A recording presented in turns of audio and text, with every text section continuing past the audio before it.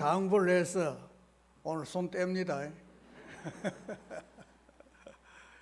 그래야 허리도 꺼부정하지 않고 반듯하게 말할 수가 있으니까 그거 좀 고치라 그랬습니다. 그래서 오늘 생각이 나서 안 짚고 반듯하게 서도 안 넘어집니다. 60대 되는 노부부가 여보 이제 우리 할 일도 다 했고 하니까 이제 건강만 신경 쓰면 좋겠습니다. 아내가 그렇게 제안을 했어요. 그래서 아내 제안을 거부할 용기 있는 남자가 없기 때문에 그렇게 합시다 그랬어요. 그래서 보리밥에다가 또 나물 반찬에 먹기 시작하고 잡곡밥 먹기 시작하고 현미밥 먹기 시작하고 맛없는 거 억지로 먹고 있으니까 그래도 건강은 유지돼서 85세 됐는데 그만 교통사고로 둘 다 죽었어요. 천국에 올라가서 베드로의 사도의 안내를 받는데 한 곳에 가니까 어리어리하고 좋은 집이 있는데 베드로 사도께서 두 분은 이 집에서 사실 겁니다 하니까 아이고 우리는 돈 없는데요. 그러니까 천국에는 공짜입니다.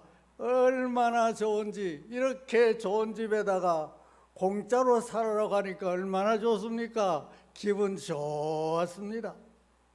시장하시지요. 이제는 식당에 갑시다. 그런데 뷔페 식당으로 가는데 보니까 빵도 있고 떡도 있고 막 고기도 있고 너무너무 입맛에 싹 감도는 그런 음식들이 수두룩해서 막 먹고 싶은 생각이 막 나는 겁니다. 그래도 지금까지 훈련되어 온 게 있어서 베드로 사도에게 다른 식당 없습니까? 저칼로리 식당이 없습니까? 하고 물었습니다. 그랬더니 왜요? 그럽니다. 여기 있는 음식 먹으면 살찌고 고혈압 걸리고 당뇨 걸리고 건강에 좋지 않으니까 저칼로리 식당으로 안내해 주세요 그랬어요. 그리고 베드로가 여기는 괜찮습니다. 빵 마음대로 드시고 떡 마음대로 드시고 고기 마음대로 드시고 먹고 싶은 건 실컷 배부르게 잡수세요. 매일매일 반복해도 됩니다. 여기 있는 거는 다 공짜입니다. 먹어도 결코 당뇨병 안 걸리니까 병 걱정하지 마시고 마음껏 드세요. 여기는 천국이니까 병도 없습니다. 할아버지가 듣고 자기 부인 보고 화를 버럭 내면서 여보 봐라. 내가 25년 동안 내가 밥 먹을 때마다 얼마나 내가 고생했는지 아나? 그렇게 강요하지 않았더라면 벌써 와서 이 맛 좋은 거 실컷 먹었을 낀데 당신 때문에 내가 25년 헛고생한 게 내가 억울하다고 그랬다는 것입니다. 여러분 하늘의 천국은 그럴지라도 땅 위의 천국은 그렇지 않음을 명심하시기를 바랍니다. 여기가 천국인 줄로 믿습니다. 초막이나 궁궐이나 내 주 예수 모신 곳이 어디나 하늘나라, 여기가 지상에 있는 하늘나라인 줄로 믿으시길 바랍니다. 그런데 여기서 먹는 음식, 특별한 음식은 하나 있는데 이건 아무리 먹어도 당뇨 안 걸리고 비기만 안 되고 괜찮습니다. 그게 뭐냐? 영적인 양식, 하나님의 말씀의 양식인 줄로 믿으시길 바랍니다. 오늘 제가 양식을 준비해 왔으니까 듬뿍 드시고 가셔서 영적으로 건강한 삶이 되시기를 주님의 이름으로 축원합니다. 알포드라고 하는 영국에 천재가 태어났어요. 얼마만큼 천재냐 하면 정말 천재입니다. 태어난 지 6개월 돼가지고 알파벳 다 알았어요. 태어난 지 2개월 만에 책을 읽었습니다. 태어난 지 3년 만에 역사 연대를 다 기억했어요. 12살 되어가지고 하버드 대학 졸업하는데 성적은 올 A 받았습니다. 사람들이 이 학생에 대해서 기대가 너무 큽니다. 이렇게 머리 좋은 사람이 이제 대학을 졸업하고 사회에 나가면 얼마나 훌륭한 일을 많이 할 수 있겠느냐. 보통 사람이 할 수 없는 정말 훌륭한 일을 많이 할 것이다 하고 기대했습니다. 그런데 10년이 지나도 소식 없고 20년이 지나도 이 사람의 행적에 대한 소식이 없습니다. 48세가 되어서 그가 죽었다는 소문을 들었습니다. 그러면 그동안에 그가 어떤 업적을 남겼느냐 조사해 봤어요.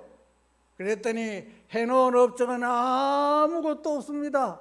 그러면 방을 한번 찾아보자. 그가 생활하는 방에 들어가 보니까 시내 왔다 갔다 하는 전차표만 모으는 것이 수룩하게 남았습니다. 이 사람의 취미가 뭐냐면 전차 타는 것. 그래서 그 표를 버리지 않고 차곡차곡 쌓아둔 것이었습니다. 아무리 머리 좋고 올해의 성적으로 하버드 대학 졸업했지만 무슨 소용이 있습니까? 내가 무엇을 해야 될 것인가에 대한 것 모르는 겁니다. 그는 공부만 잘하고 졸업했지 무엇을 해야 옳은 일을 하는 것인지를 알지를 못하기 때문에 삶의 방향을 상실해 버리고 자기의 삶이 무엇인지 알지를 못하고 시간만 나면 전차만 타고 돌아다녔다는 것이 증명이 됐던 것입니다. 머리 좋으면 못합니까? 아무것도 해놓은 것이 없는데. 저 옛날 옛적 간날가적 구약시대의 호렙산에서 하나님께서는 모세를 부르셨습니다. 모세야, 떨기나무 불꽃 가운데서 소리가 납니다. 예, 여기 오고 있습니다. 너 저 애굽에 가서 내 백성 이스라엘 백성들을 구원해내야 한다. 내가 누군데 거기 갑니까? 압니다. 무서워 못 가겠습니다. 무서워할 필요 없다. 그때 있는 왕은 벌써 세상 떠나고 없고 다른 왕이 이제 지배를 하고 있고 내가 함께 하고 할 테니까 애굽에 가서 내 백성을 구원해내라. 하나님께서는 모세라는 사람을 부르시기만 하고 그냥 둔 것이 아니고 분명한 사명을 줬습니다. 애굽에 내려가서 내 백성 이스라엘을 구원해 오너라, 인도해 오너라고 사명을 주셨던 것입니다. 오늘 본문의 말씀도 보면 예수님께서 산에 올라가셔가지고 12사람을 부르셨습니다. 12사람을 부르시고 난 다음에 사명이 뭔지 뭘 해야 할 것인가를 분명히 말씀했습니다. 여기에 보면 12사람을 부르셨는데 그를 제자로 12제자로 뽑으셨는데 어떻게 뽑으셨느냐? 고시 시험 쳐서 뽑은 것도 아니고 누구의 추천을 받은 것도 아니고 예수님께서 면접해 보고 뽑은 것도 아니고 예수님 자신이 원하는 사람을 부르셨더라. 할렐루야. 예수님 자신이 원하는 사람을 부르시니까 그들이 나왔다고 말씀하고 있습니다. 예수님께서 부르지 아니하시면 아무도 예수님 앞에 설 수가 없습니다. 여러분들도 예수님께서 불러주셔서 오신 줄로 믿으시길 바랍니다. 에이 목사님, 내가 오늘 내가 원해서 나왔고 내가 자의로 여기 나온 것이고 내 의지가 결정해서 나온 것이지 하나님이 주님이 부르셔서 나온 것은 아닙니다. 그렇게 말씀하실지 모르지만은 그러나 실제로는 성령께서 여러분들의 마음을 감동감화시켜서 이 자리에 참석할 수 있게 하신 줄로 믿으시고 여기에 참석하게 부르신 주님께 감사해야 될 것이고 주님이 여러분을 원하셔서 이곳에 불러내신 줄로 믿으시고 감사하시기를 바랍니다. 감사하라 내 영혼아, 감사하라 내 영혼아, 내 속에 있는 것들아 다 찬송하라. 왜 뒤에는 찬송이라고 했느냐? 감사하면 절로 찬송이 나오니까. 그래서 우리는 하나님 앞에 나와서 찬송도 부르고 말씀도 듣고 찬양으로 찬양된 노래도 듣고 다 주님이 불러주셔서 원하셔서 이곳에 참석했으니 이 예배가 참 예배인 줄로 믿으시기를 바랍니다. 그런데 어떤 사람들은 목적의식을 제대로 알지 못하는 그런 경우들이 들어 있습니다. 저기 술은 한 말 먹고는 가도 지고는 못 간다는 사람이 있지 않습니까? 정말 그런 사람이 있는 것 같아요. 술을 너무너무 좋아하니까. 그래서 이제 술을 끊어야 되겠다 생각이 돼서 술을 끊으려고 많은 노력을 했습니다. 한 달 지나니까 이제 어느 정도 술 생각이 안 납니다. 2달 지나니까 이제 술 냄새 맡기도 싫어졌습니다. 이제야말로 내가 술 끊었다 기분 좋아가지고. 그러나 믿을 수가 없습니다. 내가 내 자신을 믿을 수 없습니다. 누가 또 나를 유혹할지 모르니까. 그래서 술집 골목으로 저희가 한번 테스트 해보려고 이 골목에서 저 술집 마지막까지 좌우로 술집이 가득한데 그 속으로 이제 지나가는데 서로 오라고 하는데 다 뿌리치고 마지막까지 저 갔는데 이야, 내가 생각해도 너무 대단합니다. 어떻게 그렇게 오라고 하는 걸 다 뿌리치고 끝까지 통과했는지 너무너무 고맙고 감사하고 내가 대견해지는 겁니다. 기분 좋게 있는데 보니까 술 친구 한 사람 만났습니다. 야 친구야 이리 와봐라. 내가 자랑 하나 할 게 있다. 뭔데? 내 술 끊었다. 에이, 네가 술 끊었다니. 아니야, 내 술 끊어서 처음부터 골목이까지 오는데도 내가 유혹 하나도 안 받고 끝까지 통과해서 완주했단 말이야. 그래서 기분 너무 좋은데 이렇게 기분 좋을 때는 술 한잔 해야지. 뭐 이래가지고 술집에 들어가서 술 한잔 했습니다. 지금까지 수고한 것이 술 친구 때문에 망했어요. 우리 예수님께서 우리를 부르실 때에 무엇하러 부르셨느냐? 나와 함께 있자고, 친구하자고. 예수님께서 나와 함께 하자 그래서 우리를 부르신 겁니다. 내가 옷을 입고 물속에 들어가면 그 물이 내 속에 스며들지 않겠습니까? 내 온 옷에 스며들고 내 몸까지 스며들 것입니다.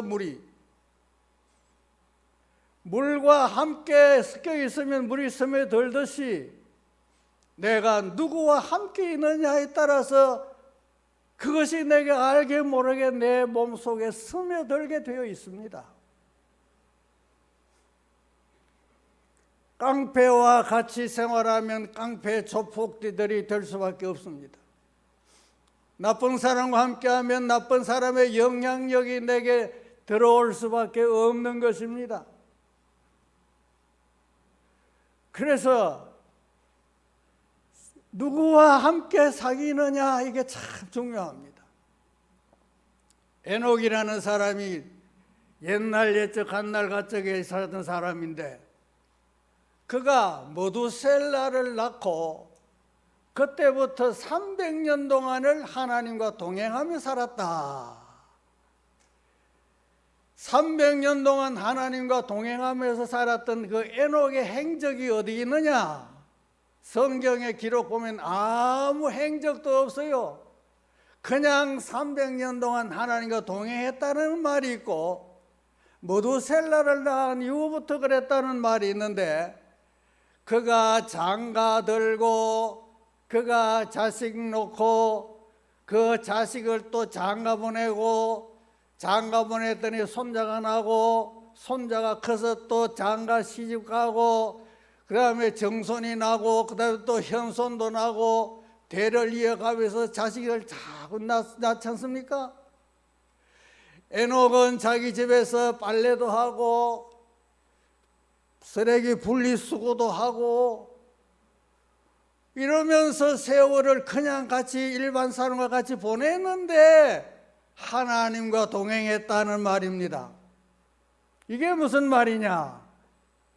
일반 사람들은 하나님이라는 하나님을 의식하고 하나님이 나와 함께 하신다, 내가 하나님과 함께 한다, 이런 의식이 전혀 없이 자기가 주장이 돼서 살아가는 사람들이고, 에녹은 밥을 먹어도 나는 하나님과 함께 먹는다,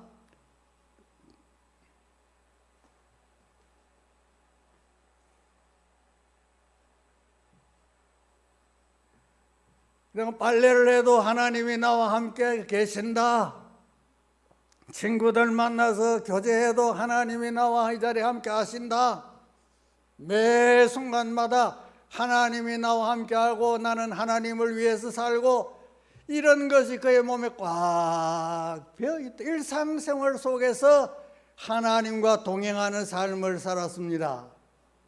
하나님과 동행하는 것이 어렵습니까? 쉽습니까? 특별한 것을 해야 동행하는 것이 아니고 하나님이 나와 함께 하신다는 것을 매 순간 기억하고 행동하면 내 행동이 달라지지 않겠습니까? 내가 하나님과 지금 동행하고 있다 생각할 때에 나의 발걸음이 어디로 향하겠습니까?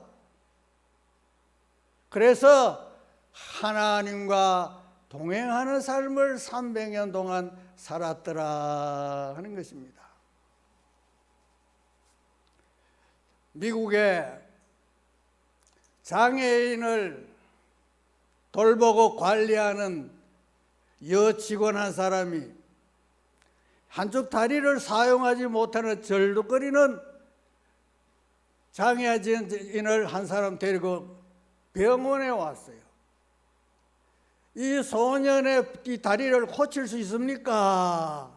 의사가 보고 또 보고 살펴보더니 어렵지만 수술 한번 해봅시다. 그래서 여러 번 수술을 하고 나서 결국은 완치가 돼서 걷게 됐습니다.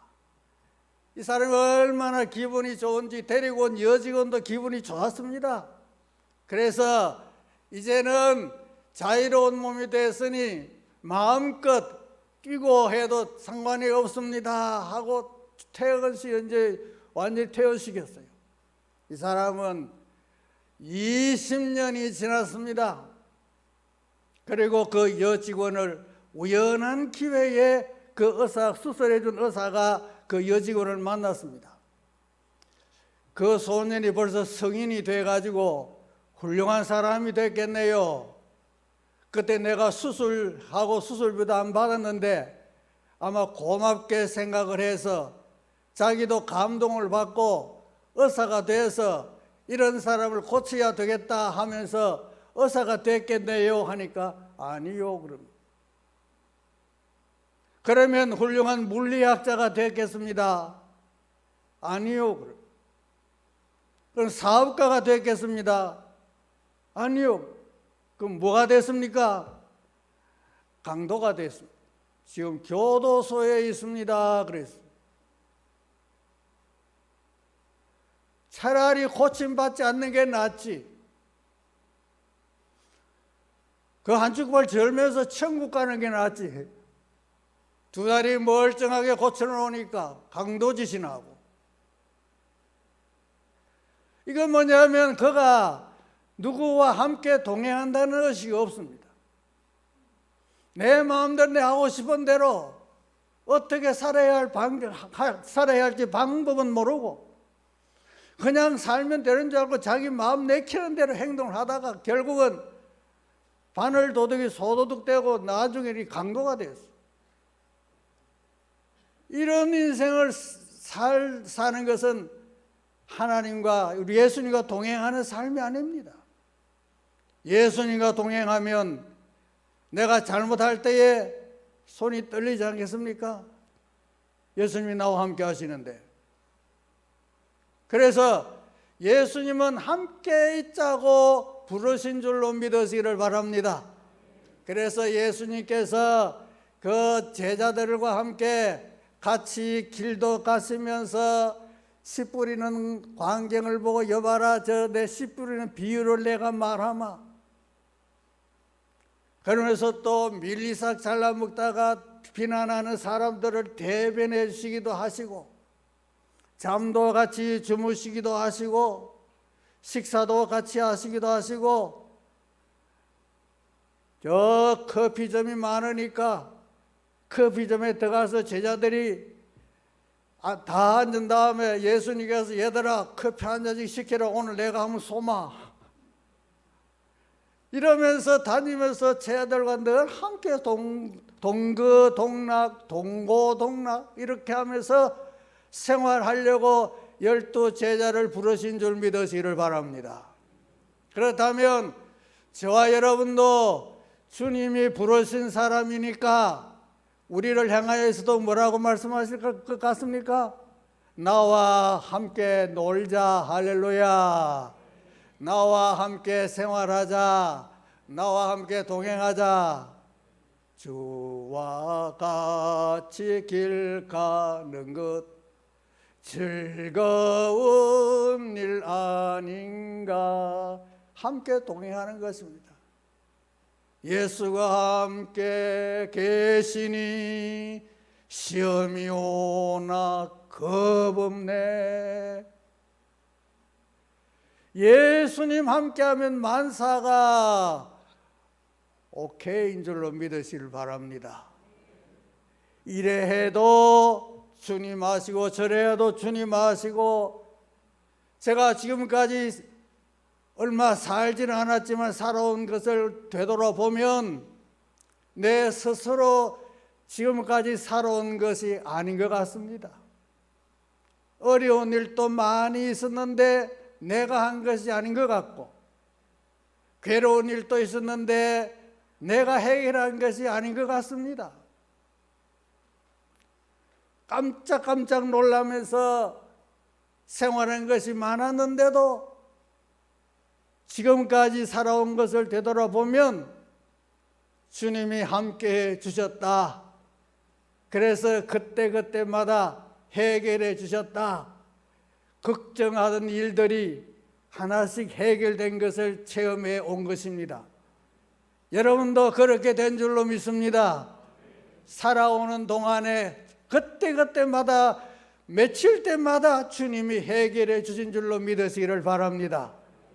지금까지 그래 왔다면 앞으로도 그렇게 될 줄로 믿으시고 우리 주님과 함께 있으시기를 주님의 이름으로 축원합니다. 그래야 말씀하시면 듣지, 멀리 떨어져 있으면 듣지를 못해요. 주님과 멀어지면 우리의 삶은 틀어지기 쉽고, 주님과 가까워지면 우리의 삶은 반듯해지기 쉬우니까 멀리 가지 마시고 가까이 매일 더 가까이 갈 수 있기를 주님 이름으로 축원합니다.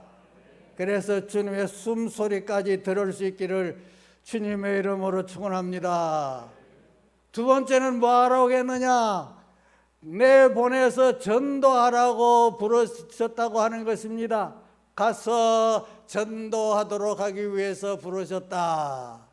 예수님께서 사람 12제자를 부르신 것은 그냥 놀자고 부르신 것이 아니고 이제는 가서 전도도 해라. 전도하는 방법까지 설명해 줬습니다. 그곳에 가서 말씀 받지 않거든 발에 먼지도 떨어버려라. 뭐 돈주머니 많이 가지지도 말고 소지품 많이 가져봐야 그냥 여행하는데 긁어치기만 하니까 다 벗어버려라. 가는 데마다 대접하고 먹여줄 사람이 있을 테니까 가서 전도하라. 70명 조직을 해가지고 두 명씩 짝지어 보냈던 것입니다. 그래서 나가서 전도를 했습니다. 여러분, 전도한다고 하는 것은 얼마나 귀한 일인가, 생명을 살리는 일인 줄로 믿으시기를 바랍니다. 미국의 어떤 부흥사가 열차 특등석에 앉아서 부흥회 인도하러 가는데 바로 옆자리에 할아버지 한 분이 계셔가지고 내가 이 사람에게 전도해야 되겠다 싶어서 크리스찬이 있냐고 물으니 아니라고 합니다. 그래서 예수님에 대해서 전도하기 시작했습니다. 그랬더니 화를 버럭 내면서 어이 성무원 이리 좀 와보라고 성무원을 부르더니 이 사람이 입 좀 막아달라고 했습니다. 내가 편안하게 조용하게 좀 여행하려고 내가 특등실에 탔더니 이렇게 떠드는 사람이 있는 줄 몰라도 입 좀 단속해 달라고. 그래서 목사님 입 딱 닫고 있습니다. 그래도 이 사람이 조금 미안한지 자기 마시는 술잔에다가 잔 하나 부으면서 우리 같이 여행 가는데 술 한잔 하시지요? 하면서 술 한잔을 권고하니까 목사님께서 나는 술은 안 마십니다.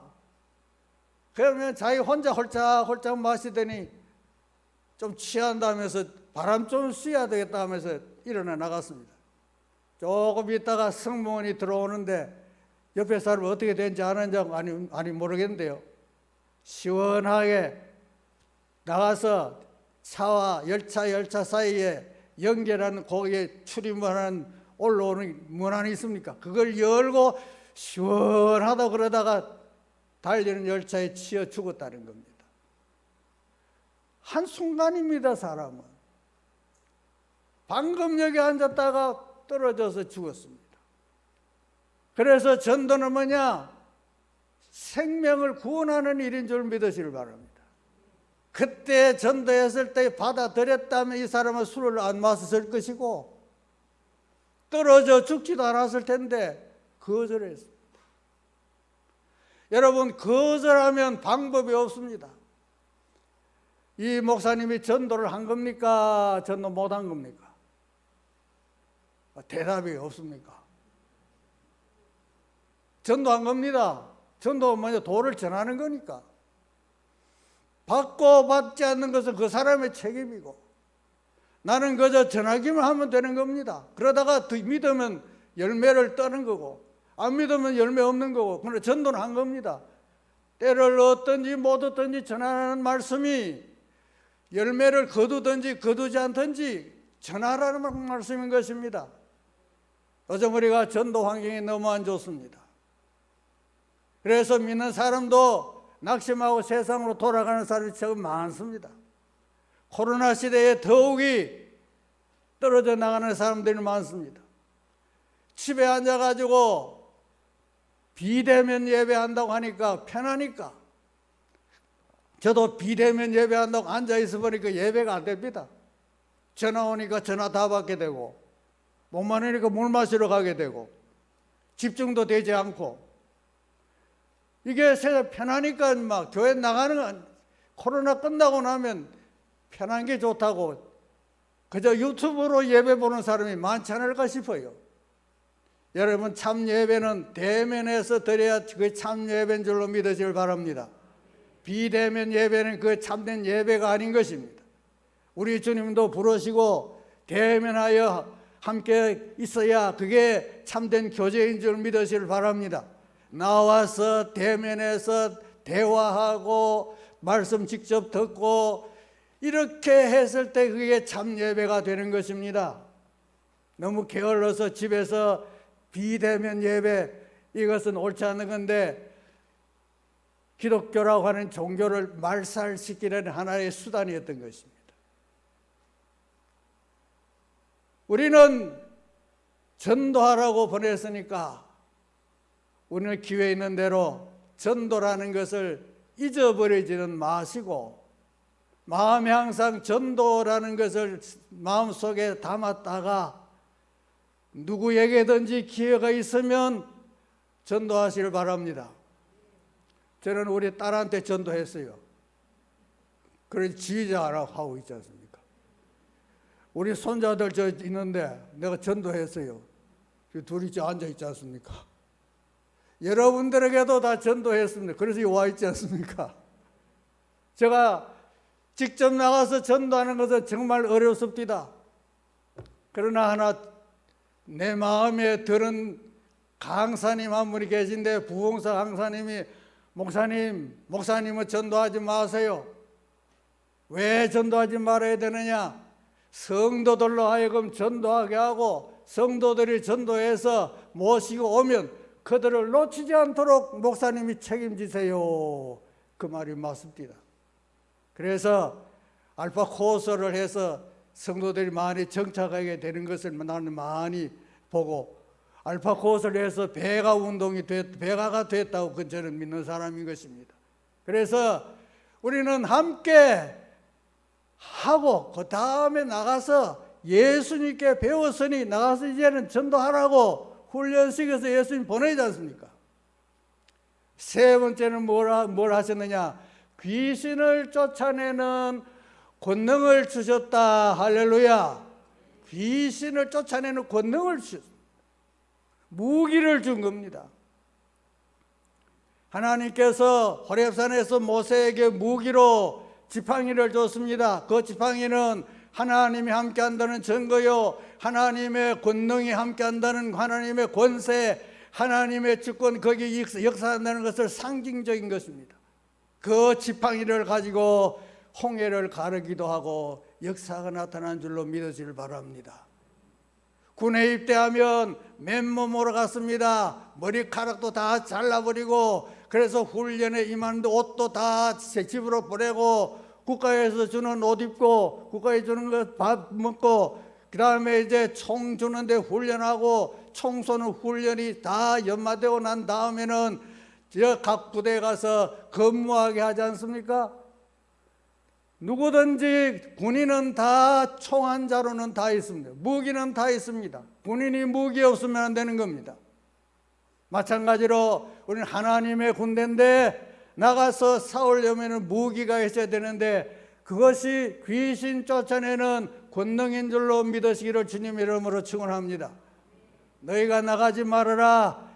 성령이 너희에게 임하시면 너희가 권능을 받고 예루살렘과 유대와 사마리아와 땅까지 나가서 증인이 되라고 말씀하신 것을 여러분 기억하실 것입니다. 권능을 받고 나가라고 그렇게 말씀하신 것을 믿으시길 바랍니다. 저 유대인 탈무드에 보면 이런 이야기가 나옵니다. 어떤 한 사람이 이제 나가서 활동을 하게 되는데 어떤 길로 갔는지 모르겠다. 좌로 갔는지 우로 갔는지 이 밑으로 한번 볼게요. 형제 둘이 있습니다. 너무너무 사이가 좋은 사이입니다. 그런데 형은 가쁘고 동생은 너무너무 가난합니다. 그래서 동생이 늘 형에게 형 돈 100만 원 줘, 또 어떤 때는 형 돈 10만 원 줘, 형 돈 1000만 원 줘. 이럴 때마다 형은 자꾸 주는데 형이 가만히 생각해 보니까 돈 달라고 할 때마다 얼마나 자존심이 상하겠나 하는 생각이 들었어요. 그래서 나한테 돈 달라 소리 하지 않도록 많은 돈을 한꺼번에 줘놔야 되겠다. 그래서 생각해서 한꺼번에 돈을 많이 주려고 하니까 형한테 또 받는 거니까 또 자존심 상하고 미안하고 이렇게 많은 돈을 내가 받아도 되겠나 하는 그런 마음이 생길까 싶어서 자연스럽게 내가 돈을 얻었다, 돈을 가지게 됐다, 그렇게 하도록 하기 위해서 머리를 쓴 겁니다. 금괴를 만들어 가지고 자기 동생이 다니는 길에 놔두기로 했습니다. 그러면 동생이 지나가다가 금괴를 발견하고 아, 여기 금괴가 있네 하면서 자연스럽게 가지고 가면 그게 자연스럽게 자기 돈이 안 되겠습니까? 그리고 자기는 숨어가지고 금괴를 지켜야죠. 다른 사람이 못 가져가게 딱 지키고 있는데 맹인한 사람이 그 앞으로 지나가는데 그 뒤로 자기 동생이 따라오는 겁니다. 그 지점에 와서 자기 동생의 머리가 아, 나도 맹인 행세 한번 해봐야 되겠다. 맹인들이 얼마나 불편한지 나도 한번 실험해보자. 그 지점에 와서 눈 감고 통과해버렸습니다. 그래 금괴를 보지를 못했어요. 그래서 형이 탁 무릎을 치면서 못 가질 놈은 이래도 안 되는구만. 못 가질 사람은 이래도 안 되고 저래도 안 된다 그겁니다. 하필 왜 그때 장님이 지나갑니까? 왜 그때 하필 장님 행세를 해서 그거 못 봅니까? 안 될 사람은 결국 안 되더라는 것입니다. 권능을 우리 모두에게 주신 줄로 믿으시길 바랍니다. 나는 안 받았다 하지 마시고 나는 받은 줄로 믿으시길 바랍니다. 그래서 행동하시기를 바랍니다. 그래서 여기 치유기도 하는 것도 역시 그거와 마찬가지입니다. 하나님께서 권능을 주셨습니다. 귀신 쫓아내는 권능을 주셨습니다. 12제자들이 나가서 전도하니까 12제자들이 돌아와서 보고하는 것이 뭡니까? 귀신이 나갔습니다. 내가 가서 말하니 귀신이 쫓겨가더라고 말했습니다. 이건 자기 힘이 아니라 하나님의 능력이요 권능인 줄 믿습니다. 조영기 목사님에게 어떻게 해서 그렇게 병을 고칩니까? 그랬더니 주님 말씀하셨잖아. 주 예수 그리스도 이름으로 명하노니 귀신아 나가라고 하니까 나갔잖아. 나도 그대로 순종한 것밖에 없다. 그랬더니 귀신이 나가더라는 것입니다. 우리도 단순한 믿음 가지고 생활하면 될 줄로 믿습니다. 그래서 우리는 막연하게 그냥 살지 마시고 첫째는 평생 주님과 함께 있는 것이 우리의 사명이고 두 번째는 나가서 전도하는 것이 우리의 사명이고 그리고 주시는 무기 가지고 전도하고 주님과 동행해서 금년 한 해 동안도 영적으로 대성한 한 해 될 수 있기를 주님 이름으로 축원합니다. 기도하겠습니다. 하나님 아버지 은혜 감사합니다. 이렇게 함께